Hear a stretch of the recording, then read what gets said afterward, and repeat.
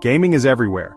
From kids playing mobile games on the bus to adults competing in esports arenas, to streamers pulling in millions of views on Twitch, it's impossible to ignore the impact. Games are bigger, more immersive, and more addictive than ever. And because of that, many people are gaming for longer stretches without realizing how much time they're giving away. Today, we're diving deep into the world of marathon gaming, why we play for so long, what the dangers are, and how to make sure gaming stays fun instead of harmful. On the surface, spending hours gaming might not seem like a big deal. After all, it's just a hobby, right? But the reality is more complicated. Sitting in one position for hours can lead to back pain, eye strain, and repetitive strain injuries. Long gaming sessions are also linked to poor posture, unhealthy eating habits, and lack of exercise. And it's not just about the body, it's also about the mind. Researchers have found that excessive gaming can increase anxiety, make it harder to sleep, and even worsen symptoms of depression. It can also create social problems. When gamers replace time with friends, family, or partners with screen time, relationships begin to suffer. Think about it: skipping meals, putting off homework or work projects, missing social events, and forgetting responsibilities. All in the name of just one more level.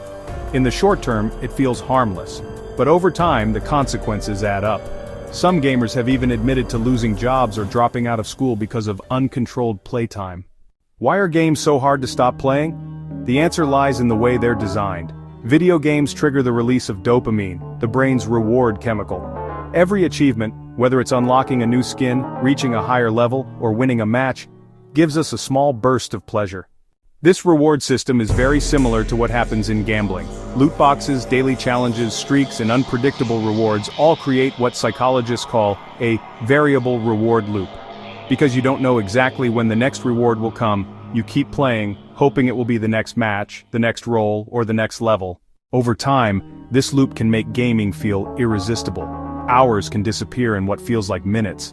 Some players describe it as being in the zone. They lose track of time, meals, and even their own fatigue. While not everyone who games develops an addiction, the mechanics of modern games are built in ways that encourage longer and longer play sessions. To really understand the danger, let's look at a real story. In 2019, news outlets reported a heartbreaking case. A teenager in Asia collapsed after playing video games for more than 48 hours straight at an internet cafe. Doctors confirmed the cause was extreme exhaustion combined with dehydration.